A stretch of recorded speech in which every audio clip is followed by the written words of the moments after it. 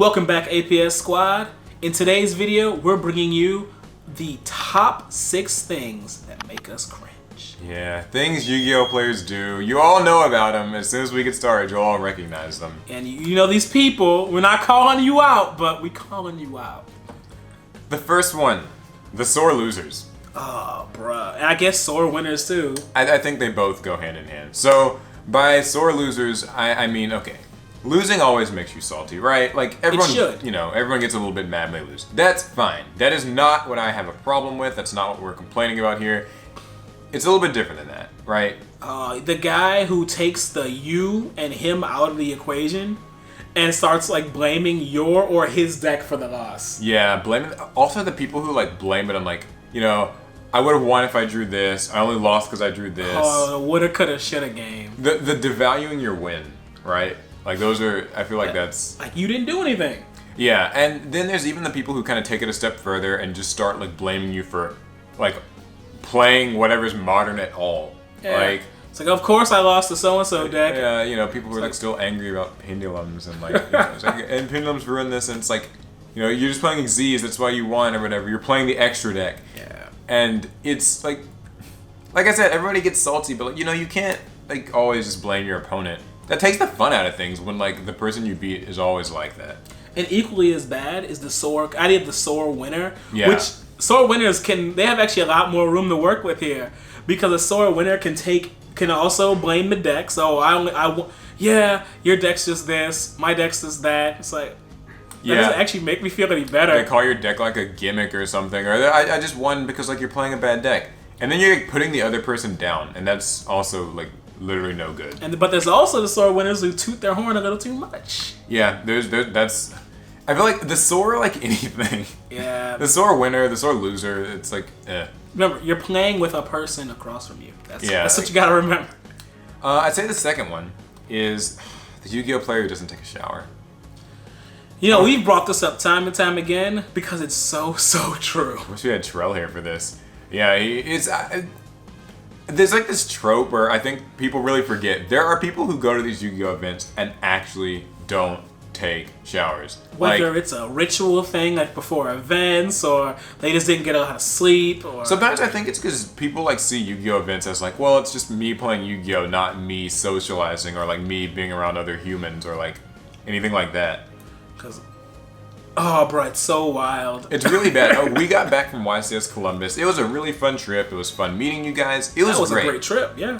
But, like... There were a few people. There were people, and, you know, when you're at, like, a big Yu-Gi-Oh event, and you have to, like, sit, like, shoulder to shoulder with everybody at these tables. I draw from his deck. Whoops. Yeah, and people stink, and, like, it spreads, and, like, you know, I have no problem with making friends, but that's not the way I want to make friends.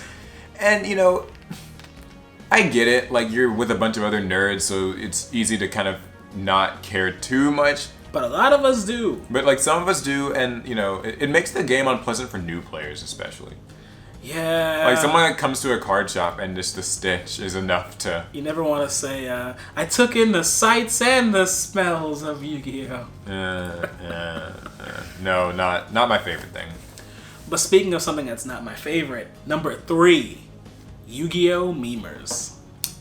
Like I said, I don't like this one. Maybe this is worse. I don't know. Like, and we're not saying Yu-Gi-Oh! Memes. Memes are fine. Memes especially are fun. when they're relevant in the time period that they come out. Yeah, good memes are good, but, like, overused memes. I'm trying to get over good memes are good. I mean, like, good memes are good, though. Like, it's pot of greed. Like, the pot of greed memes, like, you know, those kind of things, right? You've activated my trap card, like, that type of stuff. And memes have a place. They have a time and place. I think it's the people who, like, shout them out, like in real life, like at locals, like, they're literally, you know, what's pot of greed do? You know, like, it doesn't have to happen at the table while we're playing. Yeah, like, people who are, like, shouting out memes in the middle of matches, or just going around locals, just shouting it, like, you're making weird noises and weird gestures and weird, like, meme stuff. And just to prove it, if you follow, like, our social medias, like, I actually post funny memes. Like, whenever I see a funny meme, like, I'll repost it or whatever, especially on Twitter. Like, it's all over YouTube, all over Reddit. Yu-Gi-Oh! Memes are fine online. Yeah, like, I think they're fine online. Shoutouts to actually Zodiac Duelist. I'm not in the group, I just see the memes from the group, and a lot of times How can you not? A lot of times they're pretty spicy. But it's like the pot of greed stuff, and the like, no monsters left in the field, like that. Classic, I guess. That it is, yeah. The next one, okay, this is, everyone can relate here, I hope. The guys who act really cringy when girls walk into the card shop. Whoa, but how can you be cringy when a girl enters the shop? You stand up and you salute, right? Yeah, exactly. That is how you assert your. What are we asserting? Not really sure. Actually, my bad. I kneel when they enter the card shop. Yeah, tip your fedora.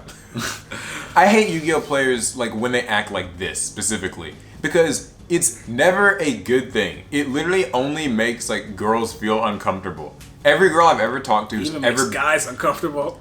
Yeah, then I'm just embarrassed to be around, like, because like every girl I've ever talked to at a card shop, they all say the same thing. They just want to like be comfortable and fit in, not be like treated like a unicorn. Yeah, just like some like foreign species, and like I have to, come and tip my fedora and scratch my neck beard and like, It's crazy because most Yu-Gi-Oh players, you will not have that problem. When we meet them at events, they're perfectly well-adjusted people. Yeah, most Yu-Gi-Oh players are super normal. But like, sometimes super cool. when you go to the shop. Yeah, it's when you go to the shop and like someone brings their girlfriend and then everyone suddenly like is all like just this attention-hungry primal beast and just...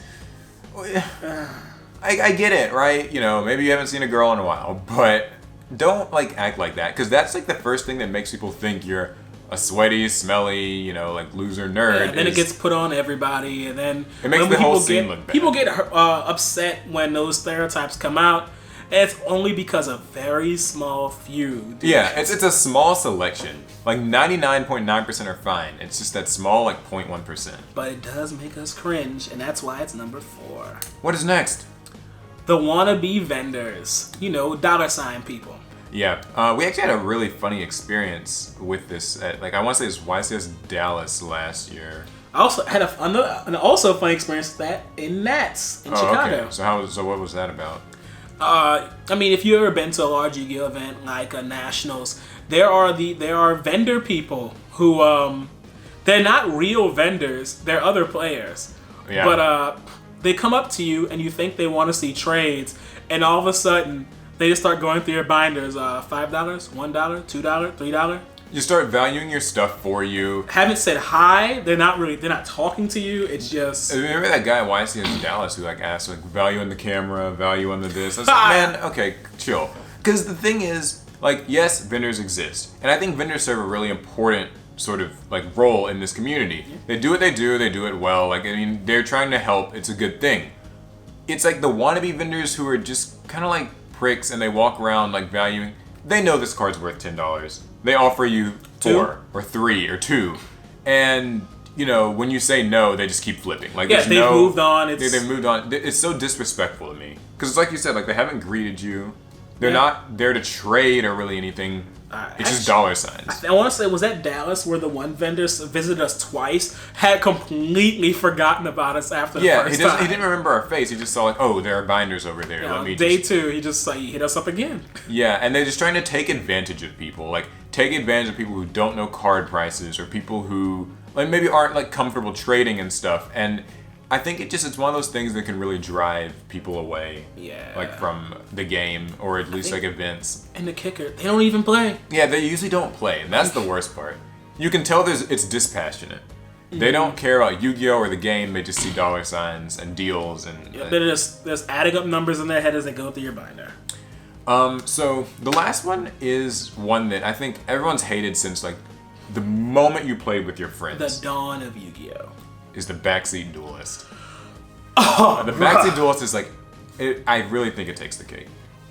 There's nothing I can't stand more. Because it's like even when you're like a kid, like in elementary school, the guy who just sits across the table from you, like behind your opponent, telling them what to do, telling them like, like do this, set this, activate this now, like just playing the game for them. Or they're vocally analyzing your plays as you make them.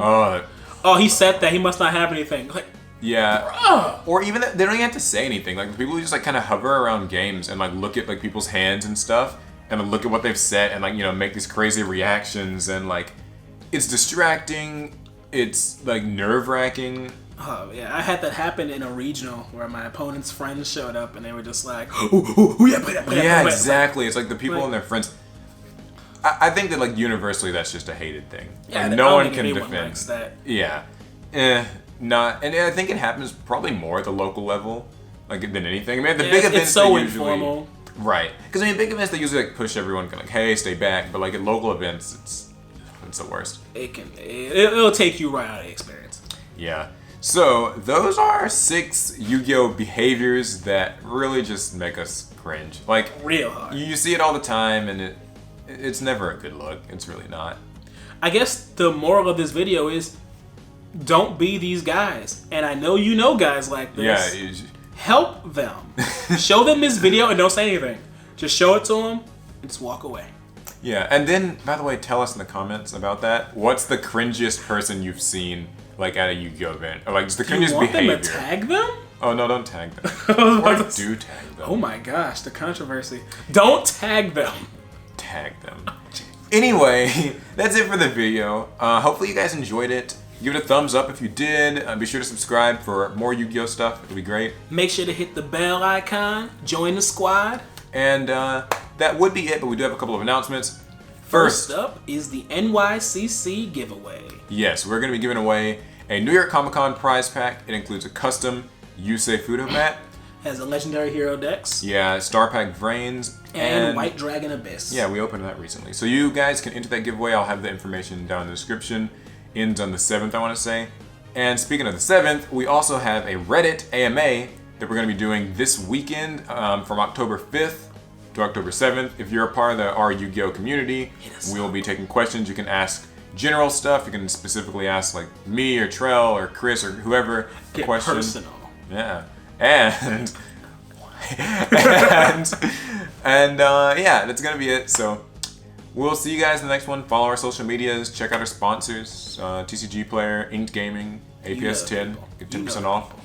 And it's gonna be it. We'll see you guys in the next video. Fast turn.